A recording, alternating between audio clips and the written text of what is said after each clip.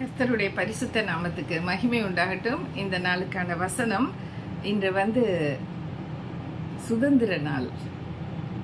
மிகுந்த சந்தோஷமான ஒரு நாள், சுதந்திரம் கிடைத்த நாள். அதனால உங்களுக்கு வாழ்த்துதல் சொல்லுகிறேன்.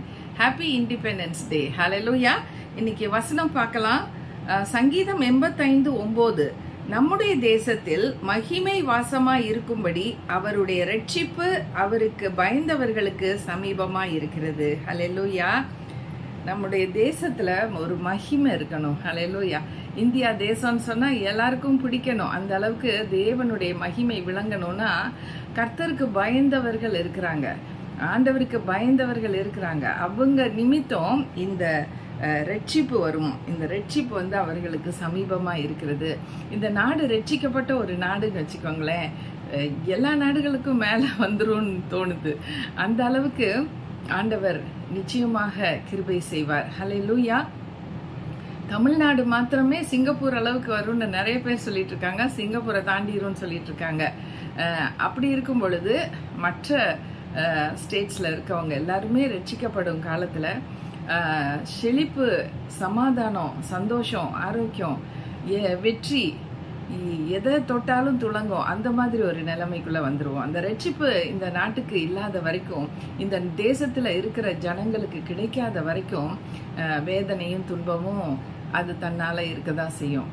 நாட்டுல என்ன வேதத்துல சொல்லப்பட்டிருக்குன்னா, நாட்டுல பாருங்க, நம்ம கார்ல எல்லாம் போகும்போது இல்ல பஸ்ல போகும்போது, ட்ரெயின்ல போகும்போது வயல்வெளி இருக்கும். அந்த வயல்வெளியெல்லாம் ரொம்ப அழகா அந்த காத்துல அந்த நெல்லெல்லாம் அப்படியே ஆடிட்டு இருக்கிறது ரொம்ப சந்தோஷமா இருக்கும், ரொம்ப சமாதானமா இருக்கும். தண்ணி ஓடிட்டு இருக்குதுன்னா, அந்த ஓட பக்கத்துல நம்ம பஸ்ஸோ காரோ போகுதுன்னா அதை பார்க்க ரொம்ப ரசிக்க ரொம்ப நல்லா இருக்கும். அதே சமயத்துல நிறைய இடங்கள்ல பாருங்க வெட்டாந்திரையா இருக்கும், அதுல ஒரு தண்ணி ஈரப்பதமே இருக்காம இருக்கும், ஜஸ்ட் ஆப்போசிட்டா இருக்கும். அதே போல வறட்சி இருக்கிறதுனால இந்த முள்ளும் கொறுக்கும் முளைக்கும்னு போட்டிருக்கு. இந்த முள்ளும் கொறுக்கும் முளைக்கிற இடம் நம்ம நாட்டில் இருக்கவே கூடாது. ஏன்னா அது சாபத்துக்குரிய ஒரு சைனா சொல்லப்பட்டிருக்கு வேதத்துல. இந்த நாட்கள்ல நம்ம எந்த தமிழ்நாடு ஃபுல்லா சுத்தி வந்தா கூட எங்கேயோ அங்கங்க தான் முள்ளும் கொறுக்கும் இருக்கும் தவிர்த்து நிறைய இடங்கள்ல பசுமையான ஒரு நாடாகத்தான் தமிழ்நாடு விளங்குது. ஹல்லேலூயா. ஆக இது முழு நாடுமே, இந்திய நாடு முழு நாடுமே அப்படிப்பட்ட ஒரு நிலைமைக்கு வரணும். ஒரு யாருக்கிட்டையும் இந்தியா கடன் வாங்காதபடி, யாருக்கிட்டையும் நம்ம போய் கை நீட்டாதபடிக்கு, நம்மளோட ரிசோர்ஸஸே நமக்கு போதுமானதா இருக்கணும். அந்த அளவுக்கு அந்த ரட்சிப்புக்குள்ளதான் இந்த ஆசீர்வாதங்கள் எல்லாமே அடங்கியிருக்கு. இன்னைக்கு நான் ரட்சிக்கப்பட்டிருக்கேன், நான் ரொம்ப ஆசீர்வதிக்கப்பட்டிருக்கேன். ஹல்லேலூயா. அதே போல ரட்சிக்கப்பட்டவங்க ஒவ்வொருத்தரும் சொல்லுவாங்க பாருங்க, ஏன்னா இந்த ரட்சிப்பு மகிமையானது. இந்த ரட்சிப்பு தான் இந்த நாட்டுக்கும் தேசத்துக்கும் மகிமையவே கொண்டு வரும். தேவனுடைய மகிமைங்கிறது the glory of God. அது இட்ஸ் நாட் tangible, அது தொட்டு பார்க்க முடியாது. அது மகிமைனா அதுக்கு ஒரு மகிமையான ஒரு இடம் இருக்கு. அப்போ இந்த ஏஞ்சல்ஸுக்கெல்லாம் பார்த்தீங்கன்னா, ஏஞ்சலுக்கு மேலே ஒரு வட்டம் போட்டிருப்பாங்க, அப்படி ஒரு வட்டம் இருக்கும். அது என்னன்னா அது மகிமை, அது க்ளோரி ஆஃப் காட் அப்படியே ஏஞ்சல்ஸ் மேலே இருக்கு. அது மாதிரி செயின்ஸ், உண்மையிலேயே ஆண்டவரை நேசிக்கிற உண்மையான ஊழியக்காரங்க கண்ணுக்கு தெரியாட்டி கூட அது அங்கே இருக்கு. ஹல்லேலூயா.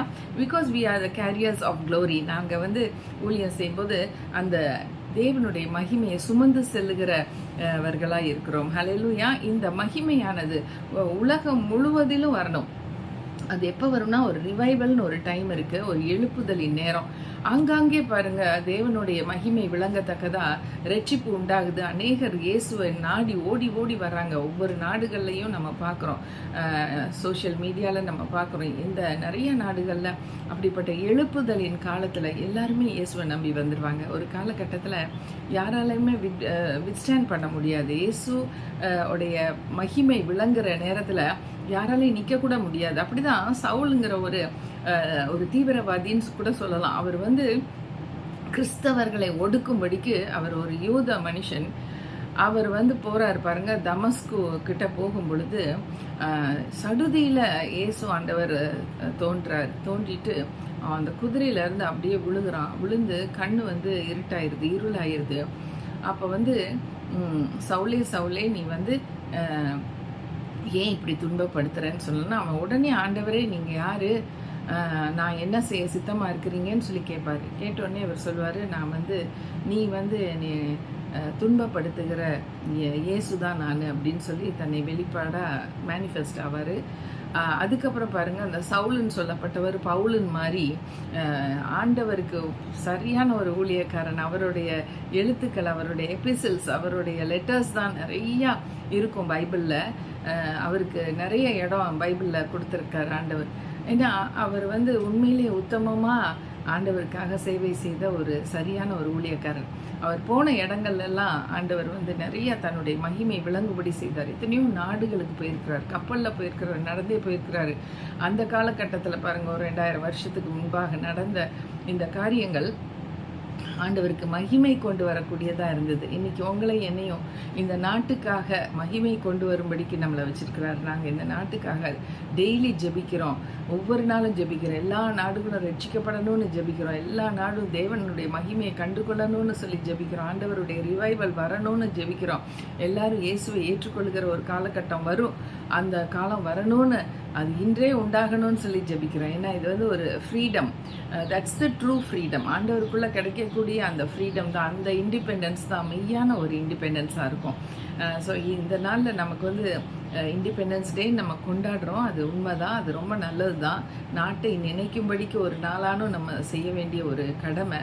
பட் அதுக்காக அதிகமாக பாரப்பட்டு ஜெபிக்கக்கூடியவங்க நாங்கள் தான்.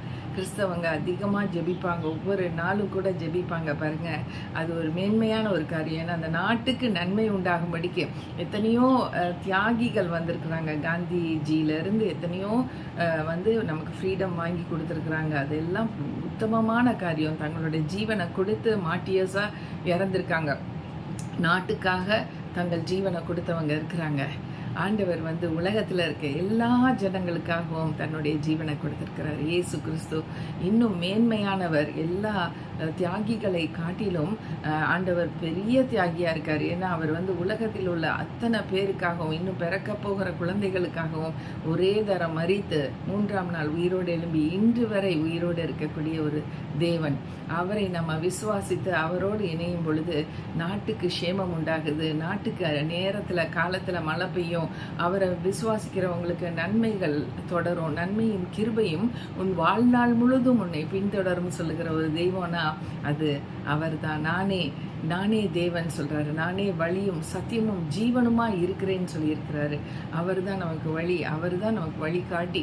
அவர் நம்மளோட இருக்கிற வரைக்கும் நமக்கு எந்த சேதமும் வராது. அப்படி சேதங்கள் வந்தாலும் அதை தாண்டி வர்றதுக்கான பலத்தையும் சத்துவத்தையும் நமக்கு இந்த வேதத்தில் கொடுத்துருக்கிறாரு. ஹல்லேலூயா. கர்த்தர் மகிமை அடைவாராக. இந்த நாளில் நம்ம நாட்டுக்காக ஜெபிக்க போகிறோம். ஒவ்வொருத்தருக்கும் அருமையான ஒரு இண்டிபெண்டன்ஸ், ஒரு ஃப்ரீடம் உண்டாகணும், ஒரு விடுதலை கிடைக்கணும். ஒவ்வொரு நாள் வாழ்க்கையிலையும் அவங்க ஒவ்வொரு ஜனத்துக்கும் ஃப்ரீடம் கிடைக்கணும் என்று சொல்லி நாம் ஜெபிக்கலாம். நல்ல தகப்பனே, இந்த நாட்டிலையும் கூட ஆண்டவரே, இந்த நாளில் மகிமையாக நாங்கள் இண்டிபெண்டன்ஸ் டே கொண்டாடும்படிக்கு நீங்கள் வச்சுருக்கீங்க. அதுக்காக நன்றி செலுத்துகிறோம் ராஜா. அப்பா, இந்த நாட்டை குறித்த பாரத்தை எங்களுக்கு கொடுத்து இந்த நாட்டுக்காக நாங்கள் ஜெபிக்க எங்களுக்கு நீங்கள் கொடுத்துருக்கிற கிருபைக்காக நன்றி ராஜா. இந்தியா நாடு ரட்சிக்கப்பட வேண்டும், இந்தியா நாடு செழிப்படைய வேண்டும். இந்தியா நாட்டிலே இருந்து உமக்கு பயப்படுகிறவர்களுக்கு நிச்சயமாக அந்த ரட்சிப்பு உண்டாகும். அது நிமித்தம் இந்த நாடு ஒரு பெரிய ஒரு மகிமை நாடாக விளங்கும். இந்தியா தேசம் வேதத்தில் குறிப்பிடப்பட்டு இருக்கிற ஒரு தேசமாக இருக்கிறது. ஆகவே இந்த நாடு தேவனுடைய நாமத்தை மகிமை கொண்டு வரக்கூடிய ஒரு நாடாய் விளங்கும் என்று நாங்கள் விசுவாசிக்கிறோம். ஆண்டவரே, இந்த வேளையில் இந்த நாட்டில் இருக்கிற தலைவர்களுக்காக ஜெபிக்கிறோம் ராஜா. அவர்களை உண்மையும் உத்தமமானவர்களாக மாற்றுங்க. இன்னும் ஆண்டவரே அப்பா, எல்லா ஸ்டேட்ஸ்லையும் ஒரு நல்ல உறவு உண்டாக கிருபை தாங்கப்பா. எல்லா ஸ்டேட்ஸ் ஐக்கியப்பட கிருபை தாங்க. அது தேவனுடைய அன்பிலே ஐக்கியப்பட, ஒரு ரட்சிப்பின் காரியத்தில் ஐக்கியப்பட கிருபை தாங்க. எல்லா தீமையும் பொல்லாப்பும் இந்த நாட்டை விட்டு வெளியேறு என்று இயேசுவின் நாமத்தினாலே கட்டளையிடுகிறோம். எல்லா விதமான தீவிரவாதங்களும் எல்லா விதமான பயங்கரவாதிகளையும் இயேசுவின் நாமத்தினாலே இந்த நாட்டை விட்டு வெளியேற்றுங்க ராஜா. உமக்கு நன்றி ஆண்டவரே. இந்த நாடு பரிசுத்தமான ஒரு நாடாய் மாறட்டும் ஆண்டவரே. உண்மையான ஒரு உண்மைக்கு இடம் கொடுக்கத்தக்கதான ஜனங்கள் உருவாகட்டும் ராஜா. எல்லா விதமான பொல்லாப்பும் வேதனை தரக்கூடிய காரியங்களும் இந்த நாட்டில் இருந்து நாங்கள் புடுங்கி வெளியே போடுகிறோம் இயேசுவின் நாமத்தினாலே. ஆண்டவரே, அந்த இந்தியா தேசத்தோட மேப்பை எங்கள் கண்களுக்கு முன்பாக வைத்து அதை சுற்றி வர நாங்கள் இயேசுவின் ரத்தத்தை தெளிக்கிறோம் ராஜா. அந்த ஃப்ரான்டியர்ஸில் எல்லாம் தெளிக்கிறோம். அந்த அந்த மேப்போடைய ஓரங்கள் எல்லாம் இந்தியா தேசத்தை முற்றிலுமாக வலம் வந்தது போல நாங்கள் சுற்றி திரிந்து அந்த நாட்டுக்காக நாங்கள் ஆண்டவரே பாரத்தோடு ஜெபிக்கிறோம், விசுவாசத்தோடு ஜெபிக்கிறோம் அப்பா, கருத்தோடு ஜெபிக்கிறோம் அப்பா. நாங்கள் இமேஜின் பண்ணி ஜெபிக்கிறோம் ராஜா. நாங்கள் நினைத்து பார்த்து இந்த நாடு ஒரு நாள் இல்லாட்டி ஒரு நாள் மகிமையின் தெய்வத்தை கொண்டாடுகிற ஒரு நாடாய் விளங்கும் என்று நாங்கள் உண்மையிலே விசுவாசித்து இந்த நாளில் இந்த நாட்டை நீங்கள் ஆசீர்வதிங்க ராஜான்னு சொல்லி உங்களுடைய ஆசீர்வாதம் வேணும்னு சொல்லி நாங்கள் மன்றாடுகிறோம் ராஜா. ஆசீர்வதிங்க, தொடர்ந்து ஆண்டவரே ஒவ்வொருவரையும் ஆசீர்வதிங்க. இந்த வீடியோவை பார்க்கிறவர்களை ஆசீர்வதிங்க. அவர்கள் எல்லாரும் ரட்சிக்கப்பட கிருபை தாங்க. உங்களுடைய மகிமையை கண்டுகொள்ள இந்த நாடு உங்களுடைய மகிமையை கண்டுகொள்ள கிருபை தாங்க. அவங்களுடைய கண்களில் இருக்கக்கூடிய அந்த இருளை நீக்கி போட்டு வெளிச்சத்தை கண்டார்கள், இயேசுவை கண்டார்கள் என்று சொல்லி ஓடி வர தேவரீர் உதவி செய்வீராக. உங்களுடைய கிருபைக்காக நன்றி. எங்கள் நாட்டை நீர் ஒரு நாளும் மறக்க மாட்டீங்க. எங்கள் நாட்டை நீங்கள் ஆசீர்வதிக்கிற தெய்வம் உடைய கரத்தில் ஒப்பு கொடுக்கிறோம். இயேசுவின் நாமத்தில் கேட்கிறோம் நல்ல பிதாவே. ஆமேன், ஆமேன். Thank you friends for watching this video and God bless you all. And once again, happy Independence Day.